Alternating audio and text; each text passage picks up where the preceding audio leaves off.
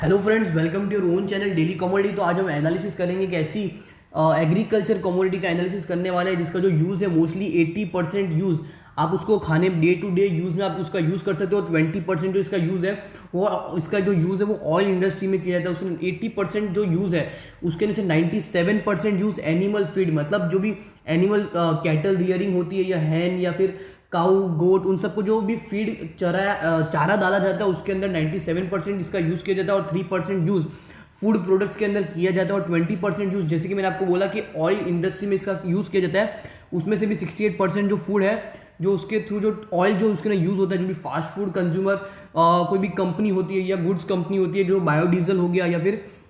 कोई भी petroleum company होगी, उसके अंदर भी जो सोयाबीन का जो यूज़ है वो बहुत ही अभी के टाइम के हिसाब से बहुत ही ज़्यादा हो चुका है। तो ऐसे ही हम कमोडिटी का एनालिसिस करने वाले जिसका नाम है सोयाबीन। तो वीडियो को एंड तक जरूर देखिएगा। सोयाबीन किस तरह से उगता है, किस तरह से उसके कौन से फैक्टर से जो डिपेंड करते हैं मार्केट के ऊपर, और ऐसे कौन कौन से फैक्टर है जिसके कारण जो उसके जो मार्केट में जो फ्लक्चुएशन होता है उसमें आपको ज़्यादा अप ट्रेंड या डाउन ट्रेंड आपको देखने को मिलता है। तो उन सब चीज़ों का हम अभी एनालिसिस करने वाले हैं।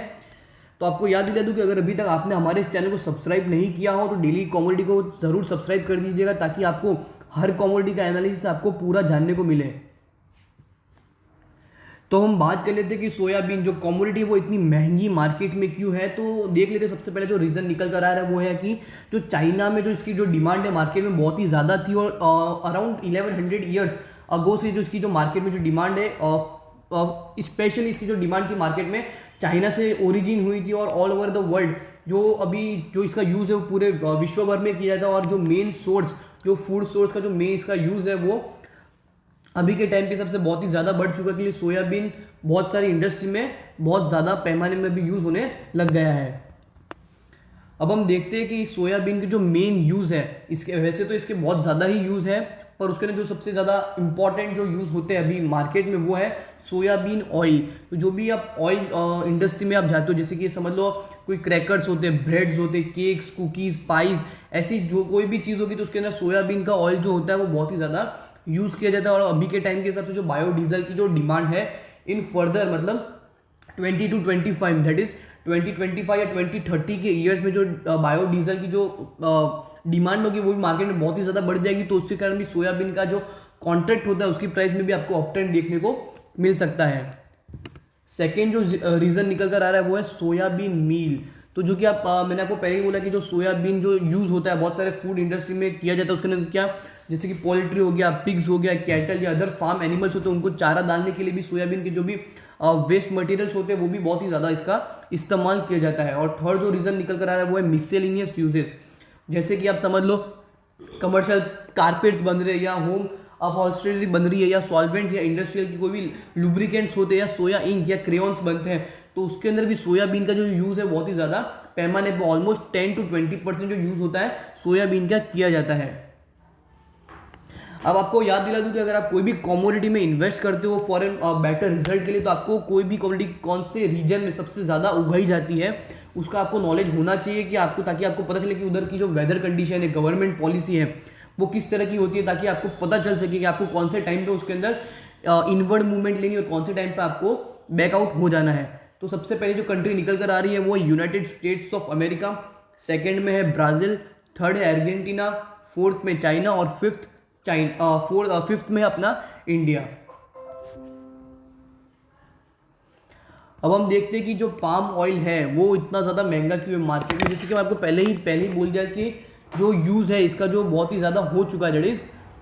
सोयाबीन का जो यूज़ है मार्केट में बहुत ही ज़्यादा हो चुका है। तो उसके कारण क्या जो उसकी जो मार्केट में जो डिमांड है वो ज़्यादा है अभी के टाइम पे सबसे, but in comparison to its price of contract वो भी कम है। बट अगर समझ लो इसका जो यूज़ है अगर वो डे टू डे अगर बढ़ता ही रहा तो आपको इसकी जो कॉन्ट्रैक्ट की जो प्राइस है उसमें आपको अप ट्रेंड देखने को मिल सकता है। अब हम देखेंगे ऐसे कौन कौन से रीज़न है ताकि आपको बता सके कि जो सोयाबीन कॉन्ट्रैक्ट की जो प्राइस है मार्केट में उसमें आपको ज़्यादा हलचल देखने को मिल सकती है। जो सबसे पहला जो रीज़न निकल कर आ रहा है वो है यूएस प्रोडक्शन। जैसे मैंने आपको पहले ही बताया कि आपको जो सबसे टॉप 5 प्रोड्यूसिंग कंट्रीज में सबसे पहली जो कंट्री है वो US, that is United states of America. तो उसके अंदर जो मेन प्रोडक्शन होता है वो यूएसए में। अगर समझ लो उधर की जो वेदर कंडीशन है या गवर्नमेंट पॉलिसीज़ है वो अगर समझ लो कुछ ऐसी हो जाए ताकि क्या जो प्रोडक्शन होता है उस पर ज़्यादा टैक्स लगने लग गया, तो उसके कारण क्या जो प्राइस ऑफ कॉन्ट्रैक्ट है वो आपको इंक्रीजिंग ट्रेंड में देखने को मिल सकता है, तो उसके कारण भी आपको प्राइस में फ्लक्चुएशन देखने को मिल सकता है। सेकेंड जो रीजन निकल कर आता है वो है एग्रीकल्चर कमोडिटी के रिलेटेड, दैट इज सोयाबीन, वो है यूएस डॉलर। तो यूएस डॉलर कैसे अफेक्ट करता है मार्केट की प्राइस को, जैसे कि समझ लो यूएस डॉलर महंगा हुआ in comparison to its price of its contract that is soybean, तो जो सोयाबीन के जो प्रोड्यूसर्स होंगे उनको कम पैसे मिलेंगे। और इसके अपोजिट अगर समझ लो यूएस डॉलर वीक रहा in comparison to its price of the contract of the soybean, तो क्या होगा, जो भी प्रोड्यूस करता है सोयाबीन को उसको ज्यादा पैसा मिलेगा in comparison to it price of the product, तो वो अच्छी बात हो सकती है। और vice versa situation US dollar के लिए है। जो थर्ड रीजन है वो है इमर्जिंग मार्केट डिमांड। जैसे जैसे सोयाबीन का यूज़ किया जाता है वैसे वैसे इसका जो यूज़ है बहुत सारे कंट्रीज़ में, बहुत सारे देशों में किया जाता है, जैसे कि पहले साउथ एशिया में दैट इज इंडिया में, फिर अफ्रीका में इसका जो यूज़ है वो बढ़ता ही जा रहा है धीरे धीरे, जो कि बहुत सारी इंडस्ट्रियल पर्पज़ में और बहुत सारी जगह पे इसका जो यूज़ है वो बहुत ही ज़्यादा बढ़ रहा है। तो इन फ्यूचर भी अगर समझ लो इसकी जो डिमांड है in comparison to its now, जो भी डिमांड है मार्केट में सोयाबीन की उससे भी ज़्यादा अगर समझ लो इसकी डिमांड हुई इन फ्यूचर, तो आपको इसकी जो प्राइस ऑफ कॉन्ट्रैक्ट है उसमें भी आपको अपट्रेंड देखने को मिल सकता है।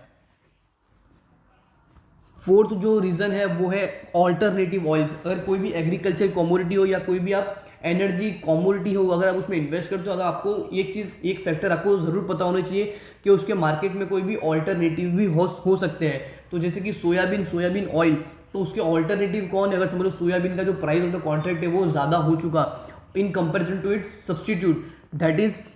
समझ लो जैसे कि linseed, rapeseed, castor oil या कॉटन सीड, उन सब के प्राइस ऑफ द कॉन्ट्रैक्ट है वो अगर समझ लो कम हुए इन कंपैरिजन टू सोयाबीन, तो क्या होगा, जो भी ऑल्टरनेटिव ऑयल्स है उनकी भी प्राइस आपको इंक्रीजिंग ट्रेंड में देखने को मिलेंगे, क्योंकि लोग सोयाबीन को कम प्रीफर करेंगे और जो ऑल्टरनेटिव ऑयल्स है उसको ज़्यादा यूज़ करेंगे। तो आपको ये भी फैक्टर पता होना चाहिए।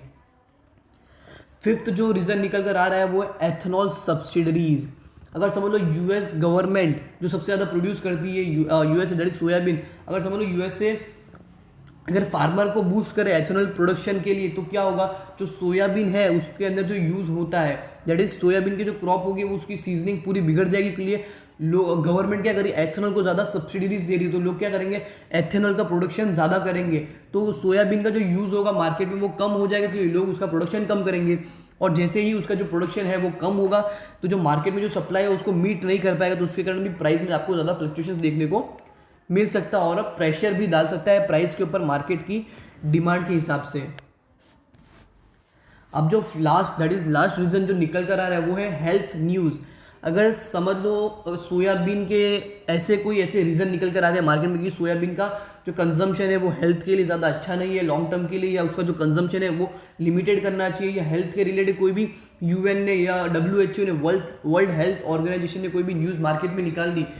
कि जो कंजम्पशन है सोयाबीन का वो ज़्यादा अच्छा नहीं है, तो मार्केट में जो यूज़ किया जाता है सोयाबीन उसकी जो भी गुड्स एंड प्रोडक्ट्स मार्केट में सर्विस है जो भी बिक रही है वो कम हो जाएगी, और उसके कारण भी आपको प्राइस ऑफ द कॉन्ट्रैक्ट में आपको डिक्लाइन या डाउन ट्रेंड देखने को मिल सकता है for a particular period of time. तो होप करता हूँ कि आपको जो हमने भी सोयाबीन का जो हमने अभी जो एनालिसिस किया हो वो आपको अच्छा लगे। अगर आपको सोयाबीन का जो भी हमने एनालिसिस किया वो आपको अच्छा लग रहा हो तो आपको वीडियो को लाइक और अपने दोस्तों के साथ ज़रूर सब्सक्राइब शेयर ज़रूर कर दीजिएगा। Thank you.